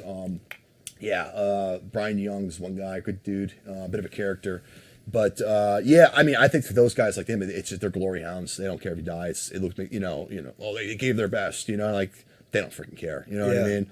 But there's some that really do care. There was genuinely, when I was in Lviv, the Ukrainian guy who was running that whole program there, like he really did care about it. You know what I mean? Yeah. So it's just so personality dependent, and it's luck of the draw, man. Yeah. It's who you, like I said, it's not where you work, it's who you work for. Yeah. It's so interesting too that in the, back here in the United States, so much of the conversation revolves around drones and whatever the latest, greatest technology is. Or the latest and greatest Western weapon system being introduced to the battlefield. Right. But to listen to you talk about it, it's very much about hand grenades and trench lines and mortar fire. Well, the drones are important too. I mean, it's like a weird high-tech World War I, sometimes World War II, like a high-tech version of those wars. Cyberpunk. Yeah, like a weird, it's a weird mix. It's kind of like a little bit of both, man. Like, it is, but it's a lot more, it seems like it's a lot more old school. Even their SF, like their tier 1 guys, the Ukrainians have, I would suspect, I don't know personally, but I'm guessing that like since the beginning of the war, a lot of those guys were working in Russia, doing old school cool special forces, like blowing up railroad tracks and blowing up bridges and ambushing columns or blowing up supply depots, because the Russians are real big on just putting everything in one giant place. And they probably stopped doing it now because all those places got blown up from HIMARS and sabotage. But like, so they've been doing a lot of that. I think that's really one thing they're really good at, you know, utilizing small team unit skills and stuff. And especially at the beginning of war, like Ukrainians did such a great job, because it's easier to work with like a couple guys. Hey, javelin, get a couple javelins and let's go. You know, where are they? We don't know. They're probably over there, that roadway. So we'll shoot them, then we'll get the hell out of there. Right. So that really works. I think that kind of winging it mentality works in those combat situations. But when you're dealing with like weaponry and tanks and drones and all that, it gets a little messier. Yeah. You know, sometimes. Now, you mentioned you had like these experienced Marines on your team. You also mentioned that at one point, like the commander was like, "Oh, you guys, have to get across there." Right. So, how do not even just the experienced combatants, Right. but somebody like yourself, how does that go down when like the foreigners, Americans or whomever go, "No, that's dumb. Like we're not going to do that." Yeah, we would. Well, the thing about the Ukrainian commander that we had for a while, he was great. Like we would tell him, like, we're not doing this. We're not doing. Like, okay, yeah, it doesn't make any sense. Or like we actually would really put our foot down to some extent for that Zaporizhia assault. Like we're like, no, this is crazy. Like with that whole just go attack the trench after we got pushed back. Like we're not doing that, man. Like Right. no, but it was pretty much like mutiny kind of thing. Like we're not doing that. We're just gonna get killed. Like no, we're not doing that. You know. Yeah. So I think that also pisses off the command structure, because if you're regular Ukrainian army, you have to do it. You go to jail Right. or something. Us foreigners, like how? Yeah, how does that work? So you guys are contracted. Is there a form of UCMJ or Ukrainian military justice that you guys fall under? Can they put you in jail? For I mean, if you do disobeying something, if you do something crazy, like if you commit a crime, like if I get into a bar fight, attack some Ukrainian, beat the shit out of him, I can go to jail for that. No, but what about for disobeying a lawful order? No, not really. No, because you when you're volunteering, you're on your own accord. That's the one thing I think about contracting companies and throughout history. I mean, old school mercenaries. You can't really enforce discipline. You really can't. Everyone has to be in agreement. Almost like pirate ships back in the day. They all had contracts. They all work together. It's very democratic. Very democratic. It's a lot more democratic. It's not like you have to do this. It's like, no, screw you. We'll vote you out. Who's next? It's like it's much more bottom up than top down, I think. And I think that kind of command structure, that way of fighting or thinking, can sometimes conflict with a normal actual army. Sure. You know what I mean? Sure. Because imagine you had U.S. military fighting and a bunch of foreigners like, no, we're not doing that attack. That's retarded or something, or that's stupid, or It's happened in the near recent history. Yeah. Yeah. So what happens when a plan hinges on international foreign soldiers, Right. and they're like, no? Do they substitute Ukrainians for that, or do they go, okay? What do you guys think we should do, or is there a new plan? How does that work?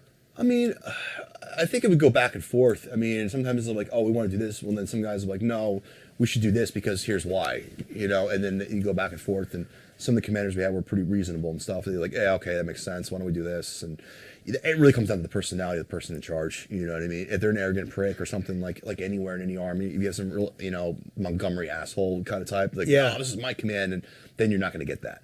But other Yeah, times but they you do. still can't make you do it. So They still can't. No. So then, do they bring in a Ukrainian force to do it instead? It depends. Yeah, they might do that, bring Ukrainian force, or Georgians or other foreigners that will do it, or something like that. I mean, yeah, probably. I'd say probably.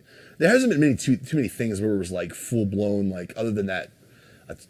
After we took the little outpost part, but then attacked the main trench that originally got pushed back because the YPRs got blown up. Other than that, we're like, no, we're gonna get freaking killed. This is stupid. That doesn't make any sense. So that was I mean, I always like to say crazy's okay, stupid isn't. Right. It's if the chance of survival, even if it's dangerous, that's fine. But if it's just, I mean, I can run my freaking skull into this wall right now and show you how hardcore I am, but I'm dead and the wall won. Right. You know what I mean? Right. This doesn't freaking win a war. This does. Right. It just doesn't make sense sometimes to do stupid things, even though it's bravado or some crap. Whatever. But I mean, yeah, with us though, the biggest thing with the advantage from the foreigners was we could just do it how we wanted. Sometimes, we're not going to do attack. We're not going to do it. A lot of the Ukrainians weren't so fortunate like that. Yeah. So from your own personal experience, I mean, how did things evolve from you? You said you went from Bakhmut back to Zaporizhia. Yeah. And you know, how did that kind of proceed through the rest of 2022 into 2023? So Bakhmut, we were there, and then we went back to Kyiv, and then we went back to this time. We thought we were going to go back to Bakhmut, but then they moved us down to Zapo because there was a major attack. They needed extra guys and stuff, and one of our guys happened to go there for something, and they're like, "Oh yeah, you guys got to join up with us," kind of thing. And that's kind of how that happened, and they joined up with another foreigner team down there. And then there was a couple different teams. And basically, that was like a conventional attack, you know, like a company level. On that trench line. Yeah, you know, that's how it started. And then we just trained, but it was like we were trying to, we train. We would basically show up and like try to coordinate this and act it out and do rehearsals. And it was just like a mess sometimes, you know what I mean? Because you get different languages and, you know, no, I don't want to do that. We're not going to train. We already know how to do that. We'll do that tomorrow. Like some of these other guys, these other foreigners, like, nah, well, we're not training. We already know how to do that. And like, you know what I mean? It's just kind of a freaking clusterfuck. So it's like, that's what it was. And then so when you know, the plan wasn't bad. I was like, this isn't crazy. Like the whole assault idea wasn't insane or something. This could be done. It was like Bull Run out or McDowell. Like it was just like he had a good plan, but the execution of it was terrible. And that's what screwed everything up. And that's kind of what happened with this, you know. But I think as time goes on, if Zelensky fires more commanders, gets rid of some of, you know, possibly gets shitbags and stuff, and gets some better commanders in there, and if he gets his grant, because they got their Lincoln, they got him, but we love him or hate him, it is what it is. They love him like Lincoln or Lincoln. But if he can get his grant, I think they'll be able to really have battlefield success. You know, but when does that happen? I don't know. You know what I mean? No idea. And so after that kind of failed assault, I mean, what was sort of like the next step for you? So that night of the assault, especially after going back and forth with command, I was already kind of done. I was like, I gave myself a year. I was like, you know, 1 year combat deployment makes sense. I was like, I'll do that. And after that whole mess up, I was like, dude, I'm freaking done, dude. I was going to take a break, you know what I mean, from everything. Another guy too was like, yeah, I'm done, man. I mean, he'd been there since the beginning. So after that, I ended up just going back to Kyiv, you know, turn all my equipment in. Well, the thing too about that assault was like, I got an MK-48, the Mark 48. It's a 7.62 variation. That thing was sexy. Yeah, they're dude. Baller. Yeah, dude. They have like freaking a 4x scope. Was it 4x scope? And then I had a red dot on top of that. Fully suppressed rifle, barrels, 2 barrels. Yeah, it was nice. I kind of went nuts. I almost melted the freaking suppressor. I was like, yeah, this is nuts. I just went through like 150 rounds and like freaking, or 100 rounds or whatever it was. And yeah, I just kept shooting that thing like crazy. So I was a little sad to see that toy go. But I had, you know, I was like, yeah, I'm done, man. I'm over it, you know. I'm glad I came here. I'm so happy I did it, you know, and it's been a great experience. But I was like, yeah, I'm just gonna take a break, you know. And then I ended up going to Kyiv for a little bit, and then I ended up going to Poland to see family. My parents flew in. We had like a little, you know, family thing going on for a while. That was fun. And then I went back and just kind of lived in Kyiv for a while, man. Just kind of decompressed, going to the gym, you know, writing crazy about this crazy experience, you know. Yeah. So, but. Yeah, I don't know. You know, the future, who knows where we'll go. So, don't know. I mean, it's in the back of your mind that you might go back at some point. Yeah, I would love to go back one day, but maybe more like to live there, like because the country's really beautiful. Yeah, the food's amazing. It's cheap as hell to live there. The mountains and the Carpathians are beautiful down there, like by Romania and stuff like that. Yeah, one day I think I definitely want to go back at some point. You know, but. Yeah, it just depends on what happens in the world, you know. Some another war, I don't know, maybe. You know, I don't know. We'll see. Yeah. You know. But. Is there a, you know, in the contracting, so like in the French Foreign Legion, for instance, like I think it's if you served like 4 years or 8 years, that you have to do a career and get citizenship. Oh, I thought it was like 8 years. Maybe then you renew or something, right? Maybe it was a career. I think you have to serve a career in the Legion to get a citizenship. What did like Ukraine offer anything like that to the international? Yeah, Legion? They did. If you wanted to and like get that bowl going, you know, you could put in for like citizenship and stuff like that. But like, not too many really pursued that. Yeah, know? Some guys did, but not really. You know. Some guys, you always get like visas and stuff. It's better to have that, you know. Right. So yeah, not really. I mean, they had that option, but like, you know, everyone's like, yeah, whatever. So yeah, you know, but because most guys went home or went back or planning on going back at some point. Yeah. In the States, so I'll go home. So yeah, you know. Now, when you watch like what's going on in terms of like the U.S. policy, you know, we're against F-16s, we're for F-16s, like, you know, the weapons that we do or don't give. Like, what do you think we're doing right and what do you think we're doing wrong, if anything? I think doing right is setting the right weapons and getting them to them. You know what I mean? I mean, instead of waiting and playing the games and all that, just give them the freaking weapon systems, train them on it. You know, that's kind of in the middle right now. What we're doing wrong? It's a good question. I think we, you know, the one thing I talked to some friends about this, man. I think this is one thing Putin did get kind of right on the strategic level, is that we don't have strategic patience. We want microwave wars. Hey, it's done. You know, it's done. It's over. We want to go home. You know what I mean? Sometimes that happens, like Persian Gulf. It does happen. Sometimes it's extremely rare, but it happens. But you know, you got to stick out for the long haul, man, for fights like this, and because someone like that doesn't understand anything except the barrel of a gun. You know, it's just the way it is. Yeah. You know? I mean, we fought a 20-year wars 1 year at a time. So, yeah, exactly. Yeah. Yep, exactly. And I think that's, you know, so I think people are generally frustrated about long wars and complicated stuff. So to be fair, and it's not coming out of left field, but like, I think strategic patience is something we need to an extent. But at the same time, I think getting weapons and stuff like that, I think there should be more conditions. Like, hey, what are you guys doing to improve? What can we do? What did you guys learn from the, you know, this whole summer counteroffensive thing? What went wrong with it? Like some stipulations, you know what I mean? Because it's not so much like they don't really care about the money; they want the gear, you know, the equipment, because they're running out of the old Soviet stuff, and you know, and replacing it with this more upgraded NATO stuff is a lot better. But you got to use the tools right. It's not, I can give you the best hammer in the world, but if you don't know how to use it right, you know, or train properly on it, or you know, make mistakes first, then learn from that, you know, go from there. That's the problem. So that would be Majolner, right? yeah.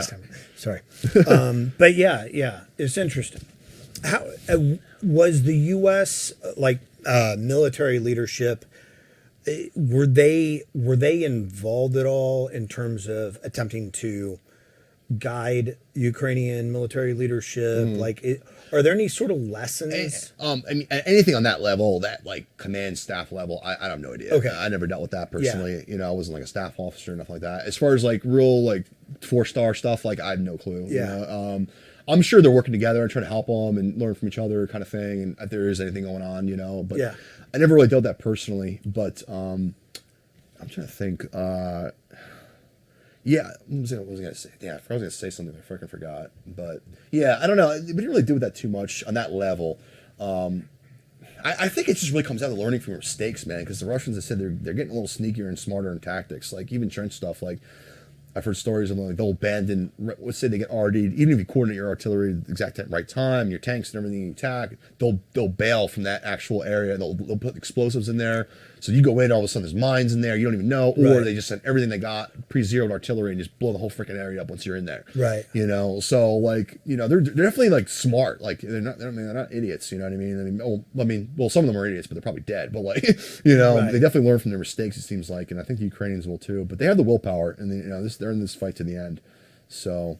What do you make of the current offensive? And I mean, a lot of ink spilt on it already, a lot of armchair quarterbacks. Yeah. But I mean, you actually had experience up at the front lines. Yeah. I mean, what do you think is happening right there? I mean, everything from what is a reasonable expectation to begin with to what's actually happening to where it could go? As far as, I mean, from my personal experience, my personal opinion from like what I saw, like I said, those platoon level, company level attacks, they don't have that. They don't have it down yet. It's just, it's not organized. It's not there. At least back then. Maybe now, 6 months later, it could be different. So I don't know. Because I've been out of the game for a while, so for a few months. But I think it's just like that, man. It's like starting a band, and the drummer's doing his thing. He's out of tune. The guitar player's out of tune with the singer. But eventually, if you work on it hard enough, you can kind of get it together where it starts to make, you know, music, you know. And I think if they really focus on like, hey, what did we do wrong? What could we do better next time? You know what I mean? Really hit that hard home. That would make a difference, I think, in the long run. I'm, you know, guessing. So the Ukrainians would benefit from AARs, basically. Yeah, pretty much. Yeah, like yeah, big time. Do we have questions for Hudson? I think some came in, though, and hit you up with. And so you said you were writing a little bit about your experiences. Yeah. Just for your memoir, just for me, man. You know, it's been a wild ride. I kept a journal when I was there, so I was like, I want to remember this stuff. So you know, definitely, you know, I'll probably just keep it and shelve it or something. So what's the name of the book? And we'll all drink stone wine. It's from the Johnny Comes Marching Home Again song. And like I always heard that line, and I used to love Civil War stuff growing up as a kid and all that. And I always heard that line. I always thought like drinking wine of stone, like it's like you can't enjoy the drink with a friend who never came back with you. So that's kind of what I always felt like it meant, you know, in a weird way. So I don't know. That's cool. I look forward to reading it. I think our number one question tonight is: does Mongo like candy? Yes, I do. Yes. But okay, Jay Walker, thank you very much. Jay Walker just says thank you. Billy Madison, thank you for the generous donation. Did you run into CIA, SF, SEAL Ranger wannabe Casey Gray? Casey Gray, I don't think so. There's been a lot of freaking, I can't talk about it, bro. I'm an operator. It's like, dude, shut the fuck up, dude. Like, there's so many guys out there like that. If I didn't meet him personally, I probably met someone like him. You know what I mean? Right. So many guys are like, I was in Black Ops back in the day. It turns out like they were a mechanic in the 80s in the Army for like a month and they got kicked out. It's like, they're just a dime a dozen out there, man. I did some stuff with OGA. Yeah, I mean, can't really talk about it. Our fucking sniper turned out to be kind of full of shit, and he fooled all of us. And he was, I'm gonna tell you, I called him the devil of Bakhmut. He did a great fucking job. Yeah, he was one of that rare exception, because he taught himself, I think, and he went to schools on his own. And because we found out, basically, very long story short, through his DD-214, that he was a combat veteran, like a legit combat veteran, but he wasn't a sniper. Like, why don't you just tell us that? Nobody cares, dude. Like, that's even more impressive. If you're like, hey, I taught myself, I read manuals, I went to some sniper schools, I'm trying to learn. So you're not talking about the French sniper? No, the American sniper, our other one. Yeah. So, That's hilarious. Yeah. So he's a combat vet. Combat vet. Legit. Like 11 Bravo. Yeah. But not a sniper, but went to the schools to learn Probably in marksmanship. America. Well, there's just schools like in Texas. Sure. There's places you go in the States, Sure. pay for a couple Sure. grand. I think that's what he did. But like, I'm like, God, why just be freaking honest, man? Like, Yeah. I can't stand that. Like I said about that kid who's like ended up like doing phenomenal. Like he just had a big heart, big mind. I'm trying to learn. I want to improve myself compared to freaking being like SEAL Team 20 or some crap. Yeah. It's like. How did you find out that he hadn't been a sniper in the military? We're looking to do some work. I think some kind of background check was being done for something, and I forget the details, man. And but anyways, we got a hold of this DD-214, the real one. So, and then we confronted him about it. He never said anything. Just we haven't really talked or anything. It's been really weird. So, yeah, I don't know. It's just weird, man. They're just and he knew his shit too. Like, he would talk about stuff like he seemed to really know it. Yeah. So they were just everywhere out there, man. Yeah. An interesting phenomenon we're seeing, I think, in this war, especially because of social media, is not only do you get the people out there that are doing that, but you get the people out there like Vasquez and who are faking it for social media and probably making money off of it, right? They're like, hey, send money to us so we can get food and this and that. Right. And people are sending it in good faith. Right. And meanwhile, they're like, I'm on the front lines and taking a picture of their boots. Right. Oh yeah, dude, that guy was a freaking clown. Yeah, he was like, and there's guys like that, dime a dozen, especially like people like that. Especially at the beginning, you hear about them, you kind of avoid them. The beginning of the war, like we didn't really mess with social media, didn't talk to journalists, just kept a little profile. So guys like that kind of like are like, you kind of stayed away from them, or you hear about them. Yeah, but they never were. Yeah, like. All these guys that I keep hearing about, hey, did you know so and so? Like, he was supposed to be doing. I'm like, dude, I don't know. Was he like in Lviv the whole war? Like, I don't know. Like, most of those guys like never really went to the front, or they did. It was like a photo op, or they're there for a day, and see you later. Here's some boots or something, and I don't know. Yeah. RS, thank you very much. The Secret Life of Walter Mitty by James Thurber is a great short story. Thurber was an American, by the way. Alex Bennett, thank you very much. Did you get to play with any of the Brads? I'm a bit sentimental for them after seeing them across the Atlantic. Oh, the Bradleys? I assume that's what he's I talking think about. No, we had YPRs for that assault, and then in the tanks we have our T-64 BVs. So that I never actually personally dealt with any of the Bradleys or nothing like that. It'd be kind of cool to see them, but they came in later. I think in the summer after I was gone, or they were being used elsewhere. I think we had YPRs. So, I think that is it for the questions. Let me just double check. Let me check Patreon real quick. I don't think you have anything on Patreon. Nothing on Patreon? No. Yeah. So where can people find you if they want to like follow your exploits and the book and everything when it comes out? I haven't created any website or something like that. I have my Instagram, which I barely use, but Mongo-999 or something. That's what I have, and that's about it right now, man. I have like an email, a public email. That's about it. Yeah. So, yeah. But So you're on the down low until yeah, I'm just spending time with family, dude. Because I've been gone for a year and a half. You know, they were freaking out the whole time I was out there. So like, you know what I mean. So really just spending time with them. Yeah. You know, driving them crazy for fun. So that's good. So Sure. you know, so yeah, just appreciating that and spending time with family and. Yeah, man, it's just like part of me sometimes I'm like, it was funny when I came back. I'm like, I'm still alive, you know. It's like, Yeah, because it ain't no fucking joke over there, man. I have friends that got fucked up and just banged up pretty bad, and it's like to walk away from it, dude. Like it's nuts, you know. So, yeah. because I got some friends that got banged up really bad, like crippled almost. So And how you know, obviously there's no Veterans Administration through Ukraine for foreign soldiers, for contractors. How do they manage their injuries and things like so that? the injuries, yeah, they'll actually put you. That's one thing they do. Like they put you in like there's a really good hospital in Kyiv. Sometimes they put like a lot of the guys, the foreigners in. Like Okay. it's actually one of the best ones in the country. It's pretty Okay. good.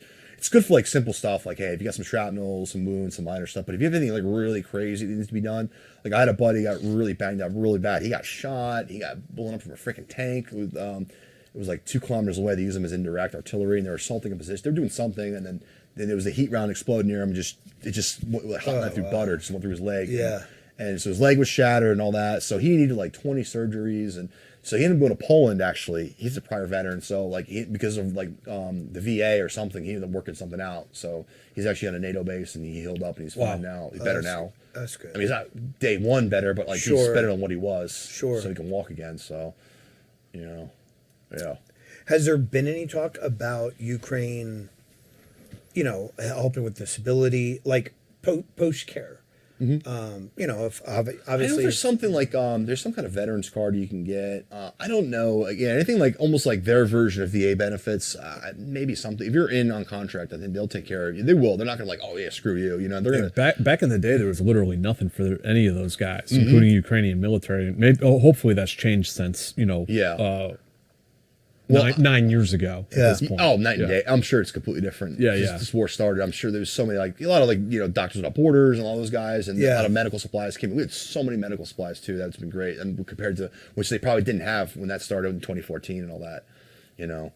Yeah. But, yeah. Well, man, thank you so much for coming on here, sharing your experiences with us. Yeah. And awesome, yeah. I know I'd love to talk to you again when the book comes out. There's another book I have. I have one of the no books that you're not supposed to buy. It was written by one of the Azov guys called the Foreigner Group. And I haven't read it yet. I believe he's a Finnish guy. But I think that's like the only book in that sort of genre of foreigners who came out of Ukraine so far. There have been very few. There have been a couple, but very few out of the whole Syria Iraq experience too. It's kind of odd. Right. Yeah, there's one I read. It was called Cap Hunter, where this guy was in a Peshmerga. I think he was on your show. Yeah, it was a bit of a character. Erwin. He was a pretty cool guy. Yeah, the book Erwin's was interesting. He's a good guy. Yeah, the book was really good. I actually really liked it. It was interesting. All the characters, just like that. All the characters. Yeah. You know, came across. He calls himself the Necromancer, some guy or something. People like that. The Motley Crew. Yeah. Actually, we have one more from Alex. Let's see here. Also, what are some good humanitarian organizations that you might recommend that are working in Ukraine? So a lot of the donations, like the legit NGOs, are pretty solid, legit. I would say Ukraine Aid Ops is a pretty good one. I think it's run by like Swedes or something like that, but that's like legit, and I got some good stuff from them. And I mean, my winter boots were donations, you know what I mean? So like, I would say Ukraine Aid Ops off the top of my mind is probably one of the good ones. There's probably a bunch more that I don't even know about, you know what I mean? But I think that's probably one of them. Yeah. So. And then, did you ever bump into the Unicorn Unit? What? Never heard of them. Unicorn? No. I think Vasquez was in that, Yeah.